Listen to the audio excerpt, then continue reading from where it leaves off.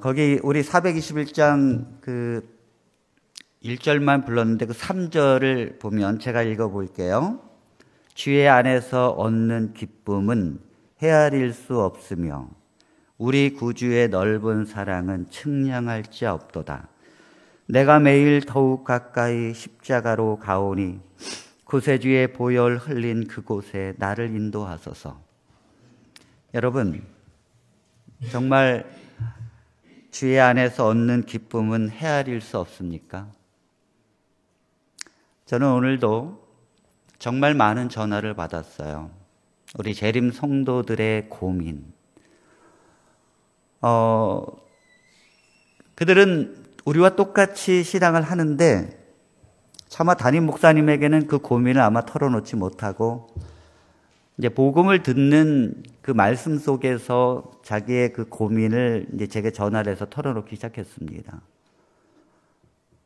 제가 많은 시간을 설명하고 또 성경을 들어서 직접 찾아주면서 이해되어질 때 그분들은 그 기쁨이 넘치기 시작했어요. 목사님, 그게 정말이라면 내가 이렇게 고민하고 괴로워할 이유가 없네요. 그게 정말이라면 정말 나도 전도하고 싶어요. 그 복음이 그렇게 기쁜 것이고 나를 해방시켰다면 나도 자유로울 뿐만 아니라 내가 기쁨으로 살 수 있을 것 같아요. 이 공통적인 의견이에요.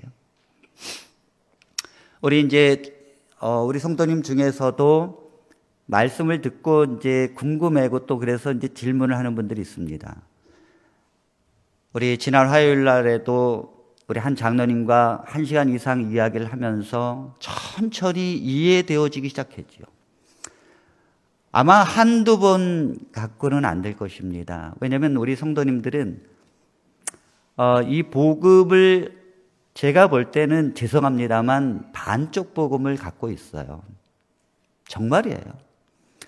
그래서 정말 성경에서 말하는 정말 순수한 복음이 우리 성도들이 받기가 너무 두려워하고 주저하고 있어요. 자, 예수님께서 십자가에 달려 돌아가시고 예수님의 제자들이 오순절날 성령을 받았습니다.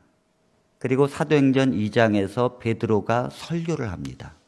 설교의 핵심은 뭔가 하면 너희들이 십자가에서 죽인 유대교가 죽인 그 예수는 바로 메시아 그리스도이셨다. 성경에서 예언되어진 바로 그분이 어린 양이 바로 그분이셨고 우리가 그를 죽였다는 거예요. 로마의 병사가 죽인 것도 아니고 그런데 그런 얘기를 할 때에 그 백성들이 얼마나 여러분 마음이 괴롭겠습니까? 두렵고 떨렸겠죠. 그게 만일 사실이라면 우리는 그 심판에서 벗어날 길이 없는 것입니다. 그때 베드로의 핵심은 뭐냐면, 그러나 그 예수님을 죽인 것은 유대교의 바리새인들과 제사장도 아니요, 십자가에 못 박으라고 외쳤던 여러분도 아니고, 더군다나 로마의 병사도 아닙니다. 그분을 죽인 것은 바로 하나님이셨습니다. 아버지 하나님. 아버지 하나님이 우리의 모든 죄를 짊어지시고 십자가에서 그 죄 덩어리가 되는 순간 아버지 하나님은 그를 죽이셨고, 여러분들의 모든 죄가 십자가에서 해결이 되었습니다. 그걸 믿는 순간 그들은 인생이 달라졌어요. 라이프 스타일이 달라졌어요. 하루아침에. 그리고 그들은 날마다 모였어요. 왜요? 왜 날마다 모였죠? 이게 사실이라면 보통 일은 아닌 거예요. 여러분, 그들은 아주 단순한 그리스도의 십자가의 죽음이 내 인생의 모든 걸 바꿔놓았고, 내가 용서받았다는 거예요. 내가 용서받았다는 거예요. 용서가 확실하게 십자가에서 주님께서 죽는 순간 내가 받아야 할 그 죄의 값이 완전히 해결됐다는 거예요. 이걸 믿는 순간 그들은 그 말씀을 나누기 위해서 모였어요. 서로 떡을 떼고, 그리고 성경은 뭐라 그러는가 하면 기쁨과 순전한 마음으로 음식을 먹고 하나님을 찬미하며, 하나님이 너무너무 이해할 수 없는 그 하나님을 찬양할 수밖에 없는 거지요. 그리고 온 백성에게 칭송을 받으니. 왜 칭송을 받습니까? 라이프 스타일이 변화됐기 때문입니다. 그리고 주께서 구원받는 사람을 날마다 더하게 하시니라. 이것은 개인적으로도 또 공동체로, 아니면 시대를 초월해서 언제나 진리입니다, 여러분. 진리입니다. 오늘 말씀은 주님이 짊어진 원죄라고 하는 제목으로 말씀을 증거합니다. 우리 성도님들께서 그냥 듣는 게 아니라 이건 우리 생명에 관한 문제예요. 내 생명에 관한 문제. 공동체에 있다고 해서 우리가 구원받는 게 아닙니다. 정말 내가 그 말씀을 붙들고 그것이 맞다면 확실하게 붙들 때 생명이 주어지는 것이거든요. 자, 우리의 죄가 언제 도말됐느냐 이거예요. 정말. 우리의 죄가 정말 용서받고 도말된 것이, 또 완전한 우리의 죄가 속죄된 것은 도대체 언제냐지요. 여러분들이 만일 대부업체로부터 돈을 빌렸어요. 그래서 우리 김수현 집사님이, 이것도 이렇게 또 이름이 나가면 안 되죠. 김수현 집사님 말고 다른 분이 대부업체로부터 너무 급해가지고 돈을 1억을 빌렸어요. 그러니까 이 이자가 막 늘어나고 그러면서 이제 걷잡을 수 없이 원금이 올라가고 막 그럽니다. 아무리 노력해도 갚을 수 없어요. 그런데 한 장로님이, 정말 그 사업을 하는 장로님이 그 괴로워하고 힘든 집사님을 보면서 그의 빚이 얼마인지를 알고는 그걸 갚아줬어요. 자, 우리 집사님이 언제 그 빚의 그 고통으로부터 해결된 것입니까? 갚는 순간이에요. 갚는 순간 그 집사님은 그 고통으로부터 해방된 거예요. 마찬가지입니다. 예수님께서 죽으신 것은 우리의 모든 죄의 빚이거든요. 우리가 죄를 짓고 죄의 행위를 살고 불순종했던 우리의 모든 것들을 그분이 짊어지시고 그 대가로서 죽음으로 당하신 것이거든요. 그러므로 우리가 예수님의 그 한 번의 죽으심으로 우리의 죄값이 해결됐다는 거예요. 아멘입니까? 자, 성경은 제가 말씀드리는 것을 정확하게 설명하고 증거합니다. 자, 로마서 6장 6절 우리 한번 같이 찾아보겠습니다. 로마서 6장 6절.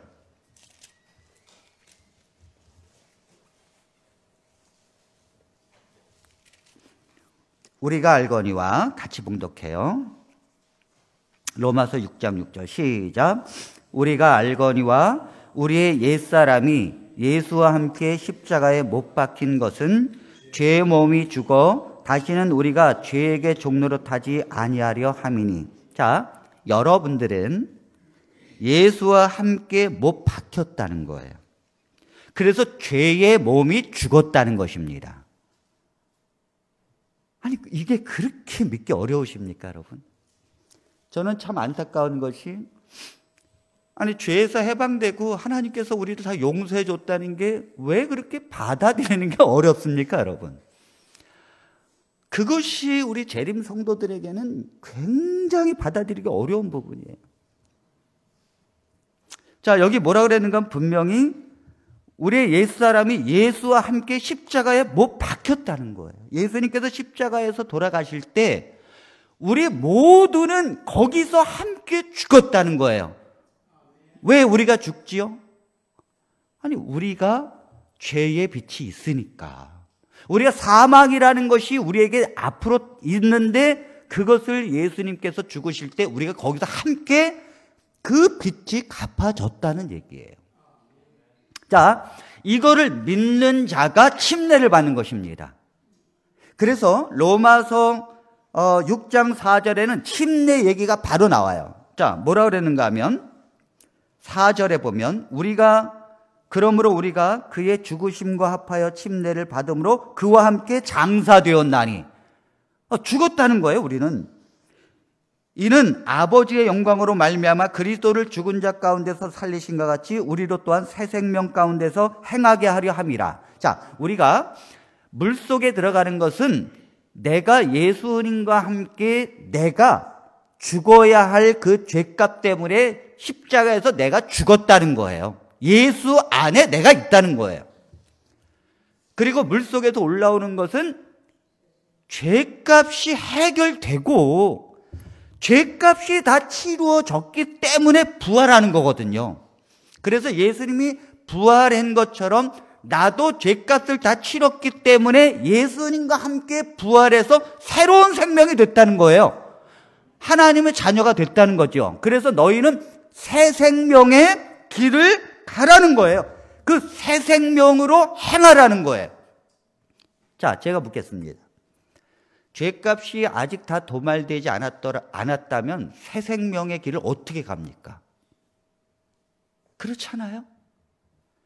내가 죄값이 다 도말되지 않았더라면, 아직도 내 죄값이 아직 도말되지 않았다면 어떻게 새로운 생명의 길을 내가 기쁘고 즐겁게 갈 수가 있겠습니까? 불가능한 일이에요. 그건 십자가에 내가 완전히 예수님과 함께 죽었고 내 죄값이 거기서 이미 끝났다는 사실을 믿는 자만이 새롭게 가는 거예요. 기쁘게. 이게 성경이에요. 자, 그것을 바울은 로마서의 말씀에 기록하고 정확하게 히브리서의 그 말씀을 그대로 기록합니다. 자, 히브리서 10장 10절에 있는 말씀을 우리 한번 보겠습니다. 히브리서 10장 10절. 히브리서 10장 10절. 이 뜻을 따라. 자, 같이 봉독할까요? 시작.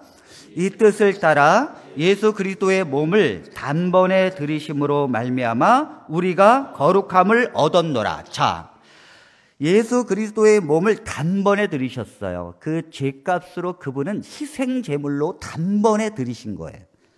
그것으로 우리가 어떻게 됐다는 말이에요? 거룩함을 얻었다는 거예요. 이게 여러분, 이 말씀은 바로 초대교회에 예수님이 돌아가신 지 얼마 되지 않는 그 성도들에게 말한 것인데, 아니, 그들이 거룩함을 얻었는데 그로부터 2000년 가까이 지난 우리가 왜 거룩함을 얻지 못합니까? 그렇잖아요. 그들이 거룩함을 얻은 것이라면 우리 또한 그 십자가로 말미암아 거룩함을 얻은 것입니다, 여러분. 성경은 정확하게 말하고 있어요. 11절은 더 구체적으로 설명합니다. 자, 제사장마다 매일 서서 섬기며 자주 같은 제사를 드리되 이 제사는 언제나 죄를 없게 하지 못하거니와. 이 말은 구약의 제사 제도지요. 제사장들이 양을 잡아서 제사를 매일같이 드리지만은 이것으로는 언제나 우리의 죄를 없이 하지는 못한다는 거예요. 항상 죄가 없게 하지는 못한다는 거예요. 이유가 뭐죠? 자, 오늘 제사를 드렸어요. 제사를 드리고 잘 했는데 1시간 뒤에 또 죄를 져. 자, 1년 동안의 모든 죄를 갖다가 모아가지고 7월 10일 날 대속죄일 날 염소를 잡고 송아지를 잡고 양을 잡아서 성소 안에까지 다 했는데 7월 11일 날 다시 양을 잡아야 돼. 왜죠? 또 죄인이니까. 인간의 제사 제도로는 인간을 완전히 항상 죄를 없이 하지는 못한다는 것입니다. 그러면 지금 이와 반대로 거기 12절에는 뭐라고 그러십니까? 오직. 자, 이 말은 벌써 그 전의 말씀과 반대된다는 뜻이에요. 그죠? 자, 그러면 오직 같이 읽겠습니다. 시작. 오직 그리스도는 죄를 위하여 한 영원한 제사를 드리시고 하나님 우편에 앉으사. 자, 오직 그리스도는 이것은 뭐냐면 한 번이에요. 몇 번도 아니고 매일같이 드리는 제사는 여러 번 해도 안 되는데 예수님은 단 한 번에 영원한 제사를 드리시고, 이것은 뭐냐면 그 효과가 과거와 미래를 모두 다 통달해서 효과가 있다는 거예요.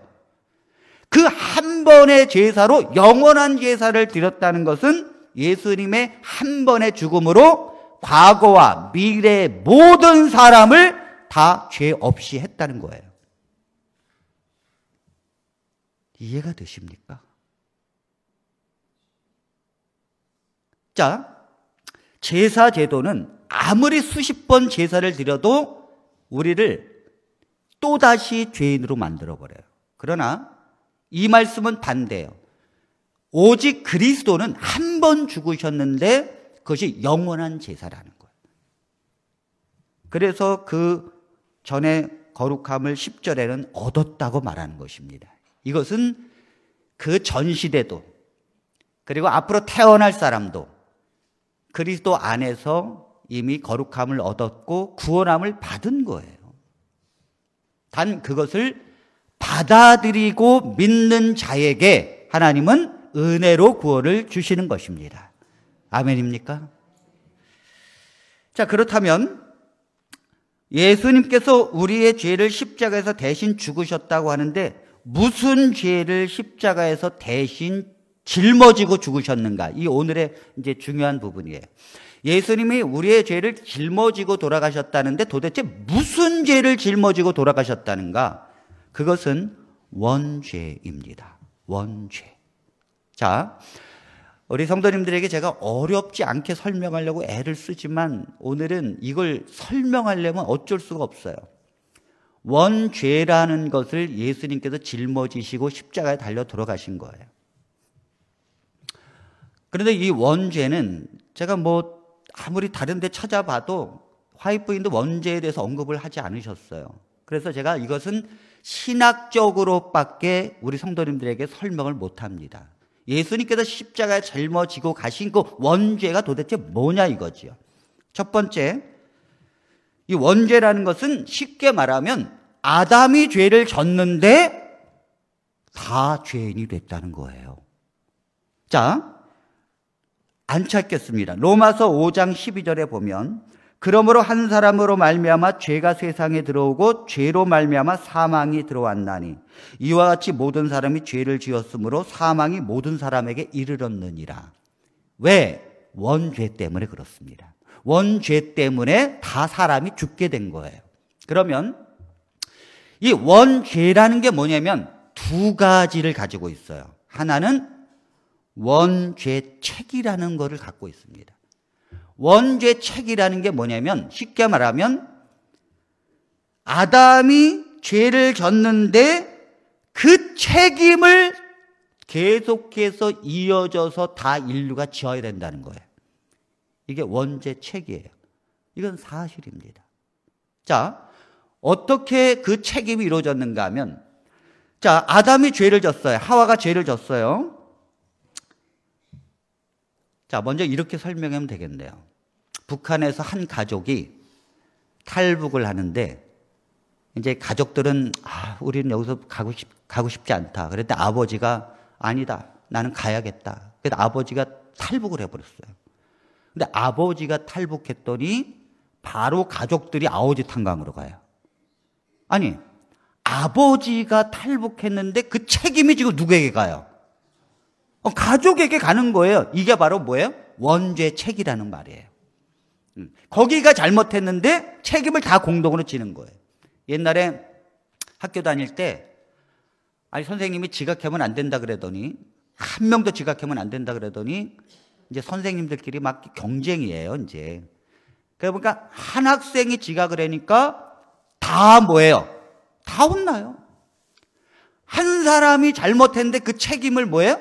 다 짓는 거예요. 이게 원죄책이에요. 예를 들어서 우리 집사님이 빚을 졌으면 담보가 없어요. 그래서 은행에서 그 보증인이 필요하다.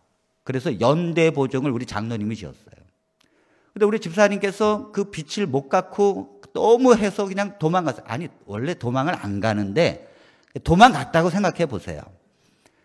그러면 그 책임을 누가 져요? 장로님이 지는 거잖아요. 이게 원죄책이에요. 자, 아담이 죄를 짓자 어떻게 됐는가 하면 창세기 3장 16절에 여자에게 임신하는 고통을 크게 더하리니 내가 수고하고 자식을 낳을 것이며, 아담이 죄를 짓고 여자는 아이를 낳는데 원래 고통이 거의 없어요. 그런데 이 죄 때문에 고통을 크게 더하겠다는 거예요. 그래서 뭐 무통주사 맞고 제왕절개 해도 아이고 나중에 보면 진통제 없어지고 그러면 막 고통스럽지요. 그 다음에 창세기 3장 18절 19절의 내용에 보면 땅이 내게 가시덤불과 엉겅퀴를 내고 얼굴에 땀을 흘려야 먹을 것을 먹으리니, 그때 당시에 농사잖아요. 그런데 이 땅이 갑자기 엉겅퀴와 가시덤불을 막 내니까 곡식을 심어 먹으려고 해도 죽으라고 뭐예요? 김을 매야 결국 먹고 산다는 거예요. 지금도 농사를 안 짓지만은 다른 것을 해야 먹고 사는 이 구조는 아담의 죄 때문에 그렇습니다. 그래서 아담이 죄를 졌는데 그 책임을 누가 져요?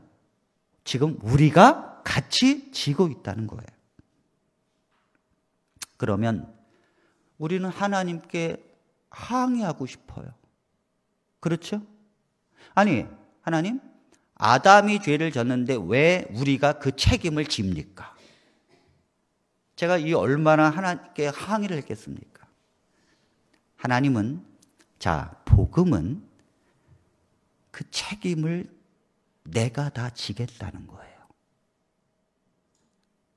자, 지금 인간이 그 책임 때문에 고통을 당하고 있어요. 심적 고통, 먹고 살아야 되고, 걱정 때문에 근심 가운데 질병의 고통. 우리는 사는 게 아니에요. 사실은 이것이 다 뭐냐면 죄의 삶이에요.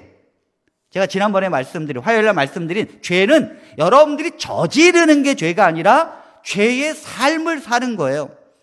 그 죄의 생활 그 자체가 짐이란 말이에요. 여러분, 걱정하는 건 죄가 아닙니까? 다 죄잖아요. 그러니까 그걸 죄의 삶이라고요. 그 모든 것들은 예수님께서 십자가에서 우리의 죄짐을 짊어지시고 그 책임을 자기에게로 뭐예요? 전가시키는 거예요. 그게 복음이에요. 그게 십자가의 죽음이라고요. 자, 이사야 53장 2절의 말씀, 시간이 없어서 제가 그냥 간단하게 요약을 할게요. 자, 예수님은 정말 비천하게 오시고 보잘것없게 오셨습니다. 그리고는 3절에 보면 그는 멸시를 받아 사람들에게 버림받았으며 간고를 많이 겪었으며 질고를 아는 자라. 자, 왜 예수님이 멸시를 받고 사람들에게 버림을 받고 지금 간고를 겪고 있죠? 그건 뭐예요? 그분은 그것을 책임을 질 필요가 없어요. 그런데 모든 인류가 겪어야만 하는 그 책임을 지금 뭐예요? 자신에게로 옮기고 있는 거예요. 4절, 그런 실로 우리의 질고를 지고 우리의 슬픔을 당하였거늘.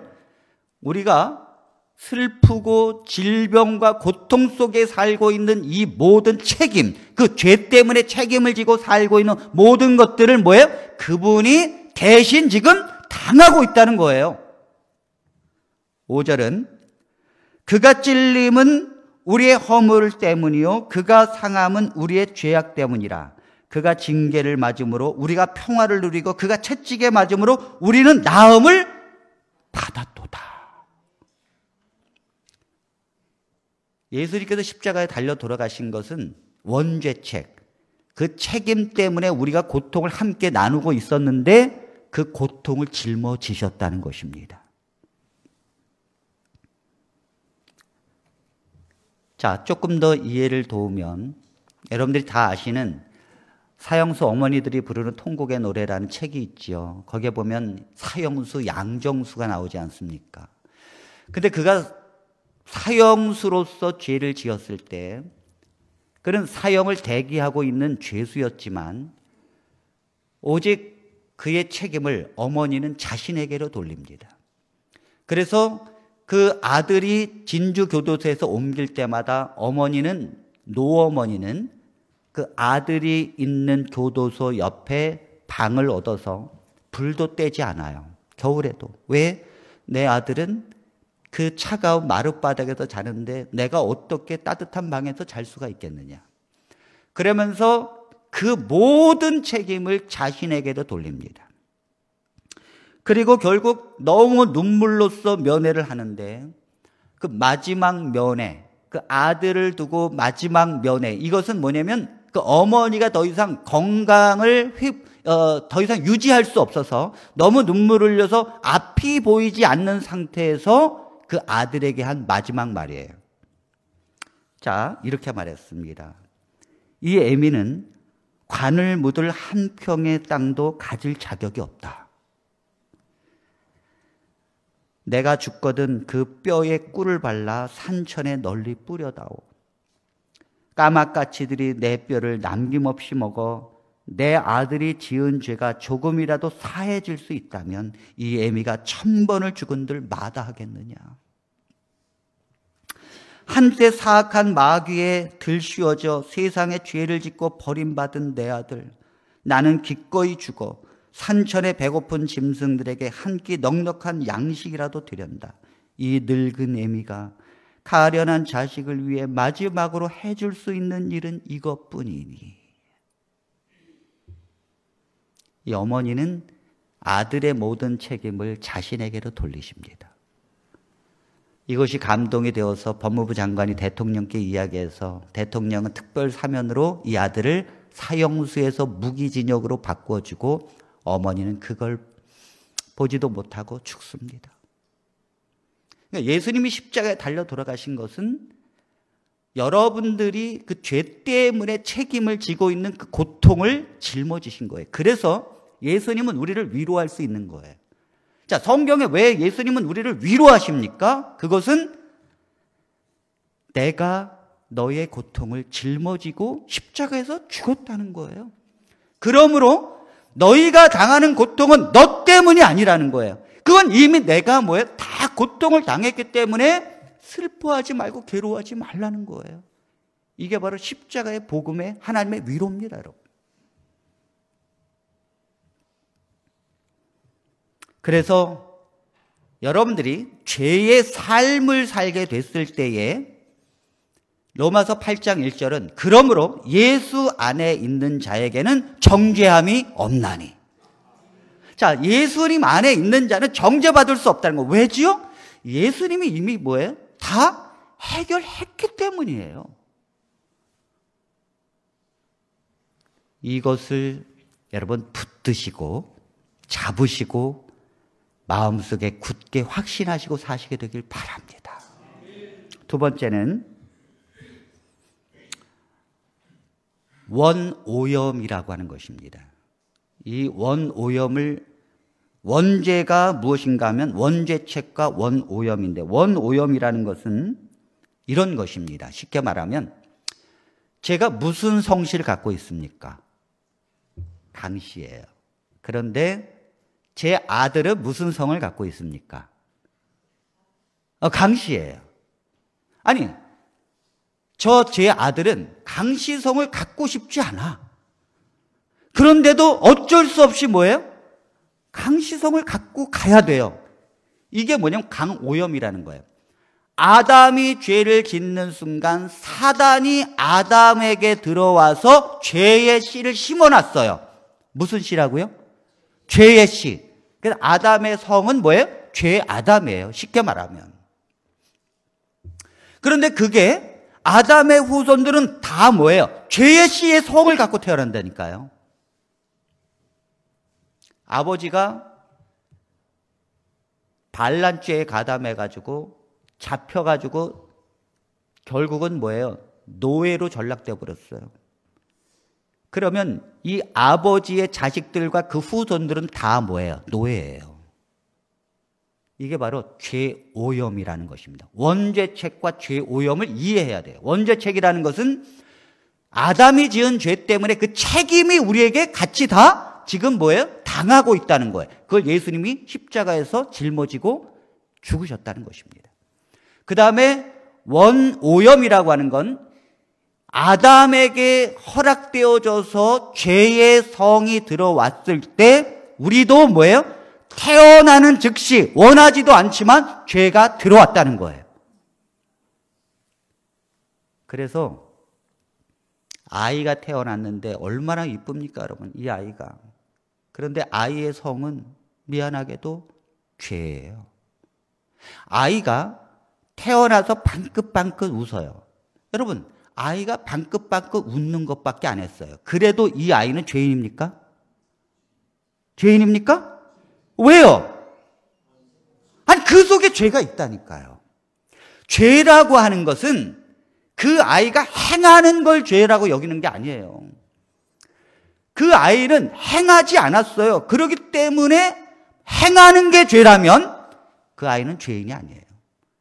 그러나 그 아이는 죄의 성을 가지고 태어났기 때문에 그는 죄인이고 죄가 그 속에 존재하는 거예요. 여러분들이 밤알을 갖다가 심으면 그게 작은 거지만 이 밤알은 엄청나게 다양한 밤을 열리게 할 수 있는 능력을 갖고 있어요. 그래서 우리 속에 있는 이 죄의 성씨는 언제든지 상황이 되면 죄의 행위를 살 수밖에 없습니다, 여러분. 여러분들이 나이가 들어서 다행이지 젊고 예쁘면 강경구 목사가 시험에 빠질 수 있다는 거예요. 언제든지 사람은 그 죄의 행위를 할 수 있다는 거예요. 아무도 장담하지 못해요. 아무리 거룩한 정말 의인 같은 성자랄지라도 그 속에는 다 뭐예요? 죄의 성을 가지고 있기 때문에, 죄가 그 속에 있기 때문에 자유롭지 못한 거예요. 그래서 이거를 누가 깨달았는가 하면 사도 바울이 깨달았습니다. 신약 성경은 구원을 어떻게 받습니까? 믿음이 뭡니까? 그러면 사도 바울이 뭐라고 얘기했는지가 제일 중요해요. 사도 바울은 예수님을 만나고 난 다음에 아라비아에서 3년, 다소에서 6년 고뇌의 시간을 보내면서 도대체 예수님을 믿고 예수님이 십자가에 달려 돌아가신 게 뭐냐? 그리고 제자들한테 계속 예수님의 사역을 묻고 결국은 성령께서 예수님께서 십자가에 달려 돌아가신 것이 우리를 어떻게 구원했는지를 가르쳐 주셨어요. 그래서 신약 성경에 12권을 씁니다. 자, 바울은 자기의 간증을 로마서 7장에 정확히 말했어요. 자, 우리 로마서 7장, 이건 꼭 보셔야 합니다. 자, 우리 로마서 7장에 우리 함께 보겠습니다.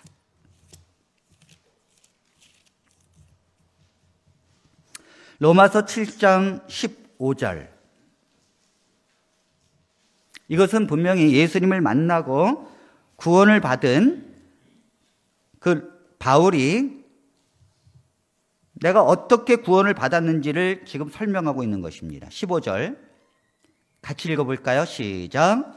내가 행하는 것을 내가 알지 못하노니 곧 내가 원하는 것은 행하지 아니하고 도리어 미워하는 것을 행함이라. 여러분들 우리가 똑같은 생각을 하지요. 내가 행하는 것을 내가 알지 못해. 그래서 어떨 때는 막 이렇게 하다가 누가 하도 막 뭐라 그러면 참아야 되는데 그걸 막 화를 크게 냈어요. 그리고는 인간은 바로 돌아서서 후회합니다. 왜요? 내가 왜 그랬지? 그래요. 나는 그 사람을 사랑하고 나는 그 사람을 정말 좋아해. 근데 왜 내가 그 사람에게 그렇게 말했지? 이게 이제 고민이에요. 바울도 똑같은 고민을 한 거예요. 내가 행하는 것은 내가 알지 못하는 뭐가 도대체 나로 하여금 이렇게 하는지, 그리고 내가 원하는 것은 행하지 않는다는 것입니다. 도리어 미워하는 것을 행함이라. 자, 내가 그걸 미워해요. 화내는 거, 뭐 욕심 부리고 사는 거, 이런 건 내가 미워하는데 오히려 내 삶은 아주 그것을 행하고 있다는 거예요. 여기서 행한다는 것은 사실은 우리가 볼 때 죄를 짓는 거예요. 근데 바울은 이걸 죄라고 말하지 않아요. 그냥 뭐예요? 내가 원치 않는 걸 행한다고 이야기하지. 이렇게 고민하다가 바울은 17절을 보면 깨달았어요. 자, 이제는 시작. 이제는 그것을 행하는 자가 내가 아니요 내 속에 거하는 죄니라. 자, 내가 원치 않는 정말 이 죄된 삶을 행하는 것은 내가 아니라는 거예요. 내 속에 거하는 뭐가 그렇게 하고 있다고요? 죄가 그렇게 하고 있다는 거예요. 그러니까 내 안에 나도 모르는 뭐가 존재해요. 그게 뭐예요? 성씨가, 죄씨가 존재하는 거예요. 아니, 예수님을 만나고 예수님을 믿었는데도 그게 떠나지 않아요. 언제까지? 영원히. 언제까지요? 영원히. 영원히 그 죄의 성실은 우리에게 계속해서 죄의 길을 가게 합니다. 이것 때문에 바울이 예수님을 믿는데도 고민하고 괴로워하는 거예요. 자, 그 다음에 20절을 보면 또 그랬지요. 만일 내가 원하지 아니하는 그것을 하면 이를 행하는 자는 내가 아니요 내 속에 거하는 뭐라고요? 죄니라. 그래서 얼마나 괴로운가 하면 23절 내 지체 속에서 한 다른 법이 내 마음의 법과 싸워. 이게 한 다른 법은 뭐냐? 죄의 법이에요. 죄의 법과 내가 정말 하나님을 사랑하는 그 마음의 법이 싸워가지고 내 지체 속에 있는 죄의 법으로 나를 사로잡는 것을 보는도다. 아하, 누가 이기고 있어요? 죄의 법이 내가 원하는 법을 이기고 있어요. 이게 우리의 고백 아니에요? 네, 이게 우리의 고백이잖아요. 그래서 그 자기의 현실을 보고 정말로 좌절하고 있는 거예요. 그리고는 24절에 드디어 괴로움이 터져 나옵니다. 오호라, 나는 곤고한 사람이로다. 이 사망의 몸에서 누가 나를 건져내랴. 아마도 이것이 이제 바울이 이 사람들을 이제 위로하고 구원이 어떻게 이루어진다는 것을 이제 깨우쳐주기 위해서 로마서를 쓴 거 아닙니까? 바울은 이 괴로움은 너희들만 있었던 것이 아니라 나도 그 괴로움이 있었다는 거지요. 나는 이 사망의 몸에서 내가 어떻게 건짐을 받겠느냐 하면서 괴롭고 울고 부르짖음이 있었다는 거예요. 나도. 그런데 25절을 보십시오. 우리 주 예수 그리스도로 말미암아 하나님께 감사하리로다. 자, 제가 다시 묻습니다. 이 바울은 바로 이 괴로움을 해결했습니다. 어떻게 해결했는가 하면 예수 그리스도로 말미암아 하나님께 감사하리로다. 아멘입니까? 예수 그리스도 때문에 하나님께 감사가 터져 나왔다는 거예요. 왜냐하면 그분께서 십자가에서 달려 돌아가신 것은 원죄, 바로 죄의 씨앗, 우리 안에 계속해서 나로 하여금 죄된 삶을 살게 하는 그 원죄가 예수님에게로 다 옮겨졌다는 거예요. 그리고 그분이 그걸 짊어지시고 도말시켰다는 거예요. 아멘입니까? 그렇다면 바울은 바로 그런즉 내 자신이 마음으로는 하나님의 법을 육신으로는 죄의 법을 섬기노라. 자, 옛날에는 죄의 법이 내 마음의 법과 하나인 줄 알았어요. 그래서 내가 왜 이렇게 살지 그랬는데 예수님께서 이 죄의 법을 십자가에서 도말시켰고 해결했다는 걸 깨닫고는 이것은 진짜가 아니라는 걸 알았어요. 이미 그것은 생명이 끝난 걸 알았어요. 그래서 너는 죄의 법은 그래 그렇게 나를 갖다가 육신으로는 죄를 짓게 해라. 그러나 나는 그거와 상관없이 마음으로는 하나님을 섬기겠노라. 주장한 거예요. 주장한 거예요. 왜죠?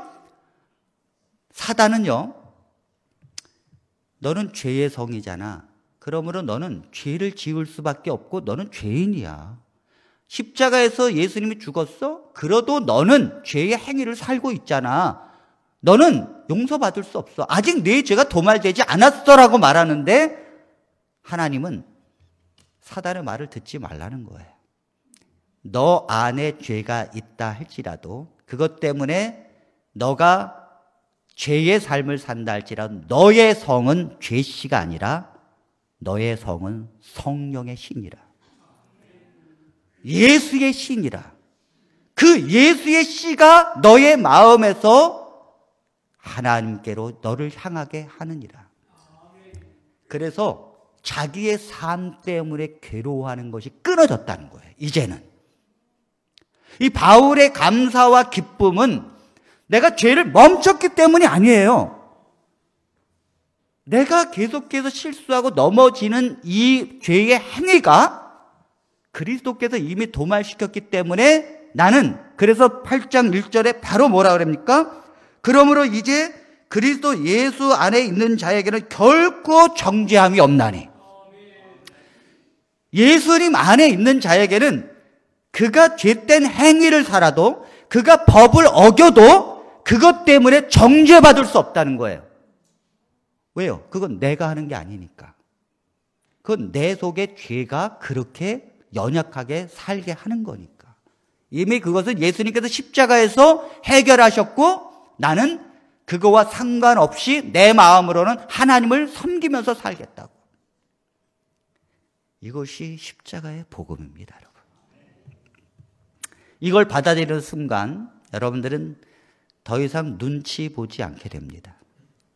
내가 이렇게 정말 실수하고 죄를 짓고 또 남을 미워하고 해도 눈치 보지 않아요. 자기의 연약함을 깨달을 뿐이지 그것 때문에 하나님께서 나를 구원시켜주지 않을까, 내 죄를 그것 때문에 하나님께서 다시 들춰내서 나를 심판하지 않을까를 두려워하지 않습니다. 이걸 안 믿으면 평생 동안 두렵고 떨리고 괴로움 가운데 살게 됩니다. 우리 성도님들이 우리가 예수님을 향하여 변화돼야 되지요. 그런데 내 죄가 완전히 도말되어서 주님께서 그 모든 걸 짊어지시고 십자가에서 내가 주님을 정말 믿는 믿음이 적은데도 예수님께서 이미 용서해 주셨고 내가 예수님을 믿는 순간 나를 의롭다 칭해 주시고 나를 구원해 주셨다는 걸 믿으면 그것이 과연 예수님의 삶을 사는 게 그렇게 어렵고 힘들까요? 반대로 내가 정말 아직 내가 십자가에서 내 죄가 용서받은 것은 아니야. 내 죄가 아직도 하나님의 그 책에 있어. 그리고 하나님은 내 모든 걸 다 살피시고 그것 때문에 내 저울질을 해. 내가 변화되지 않고 내가 아직도 죄를 지으면 하나님은 하나님의 생명책에서 내 걸 지워주셔. 라는 것을 여러분들이 믿게 되면 예수님을 닮을 수 없습니다. 닮을 수 없습니다. 왜요? 하나님을 닮아가는 건 두렵고 떨리는 게 아니라 자원해서 가는 거거든요. 나를 무조건적으로 사랑해 주신 그 하나님이 너무 감사해서 자원해서 하나님을 닮고 싶은 마음이 이 속에서부터 넘치고 그 하나님을 향하여 내가 그분을 바라보면 바라볼수록 닮아가는 거거든요. 그것이 사실은 화이트 부인이 그렇게 말하고 싶었던 내용이에요. 화이트 부인은 1888년 이전과 이후로 김대성 목사님 분명히 말했어요. 그의 신학을 바꿨다고요. 그 전에는 두렵고 떨리는 그 하나님에서 예수님을 믿음으로 구원을 얻는다는 사실을 깨닫고 그는 믿음 편에 섰고 자기의 신학을 바꿨다고요. 그리고 뭐라 그랬는지 아십니까? 이 신학은 계속해서 발전되어져야 한다 그랬어요. 그러니까 우리가 화이트 부인이 그 글자 그대로 쓴 것을 가지고 괴로워하고 힘들어하지 말라는 거예요. 왜냐하면 화이트 부인께서 쓰여진 여러 가지의 화이트 부인의 책 속에서 화이트 부인이 말하고자 하는 문맥의 흐름을 알아야 된다는 거예요. 그분이 내가 미처 깨닫지 못했던 거, 내가 왜 그것을 십자가로 구원을 받았고 믿음이 중요하다는 사실, 그리스도 안에서 정죄함이 없다는 것을 화이트 부인은 깨닫고는 돌아가셨지만 이것은 그때 당시에 아직도 빛이 되지 못했습니다. 우리 사랑하는 성도들은 그 발전을 이어가시고 그리고 붙잡으시게 되길 바랍니다. 우리 주님께서 우리 성도들을 사랑해 주시고 분명히 축복해 주시며 우리는 이 십자가의 복음을 믿고 받고 그리고 붙잡고 갈 때 어느 순간 예수님이 내 안에 계시다는 것을 알게 될 것입니다.